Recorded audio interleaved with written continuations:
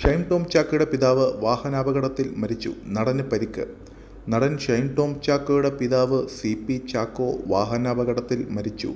ഷൈൻ ടോമും കുടുംബവും സഞ്ചരിച്ച കാർ ബംഗളൂരുവിന് അടുത്തുവെച്ച് അപകടത്തിൽപ്പെടുകയായിരുന്നു. ഇന്ന് പുലർച്ചെ സേലം ബംഗളൂരു ദേശീയപാതയിൽ വെച്ചാണ് അപകടമുണ്ടായത്. അപകടത്തിൽ ഷൈൻ ടോമിന് പരിക്ക് പറ്റിയിട്ടുണ്ട്. ഷൈനിൻ്റെ അമ്മയ്ക്കും പരിക്കുണ്ട്. ഷൈൻ ടോമും മാതാപിതാക്കളും സഹോദരനും ഡ്രൈവറുമാണ് കാറിലുണ്ടായിരുന്നത്. മുമ്പിൽ പോയ ലോറിയിൽ കാറിടിക്കുകയായിരുന്നു എന്നാണ് ദൃക്സാക്ഷികൾ പറയുന്നത്.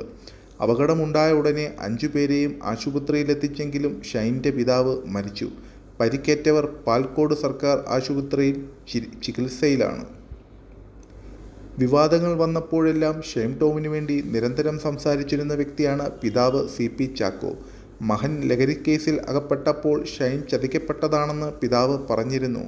അച്ഛൻ്റെയും അമ്മയുടെയും സാമീപ്യം തന്നെ ലഹരിയിൽ നിന്ന് അകറ്റിയെന്നും തൻ്റെ തെറ്റുകൾ മനസ്സിലാക്കുന്നെന്നും അടുത്തിടെ നൽകിയ അഭിമുഖത്തിൽ ഷൈൻ ടോം ചാക്കോ പറഞ്ഞിരുന്നു. പുതിയ ചിത്രം ദ പ്രൊട്ടക്ടറിൻ്റെ പ്രൊമോഷൻ തിരക്കിലായിരുന്നു കഴിഞ്ഞ ദിവസങ്ങളിൽ ഷൈൻ ടോം ചാക്കോ.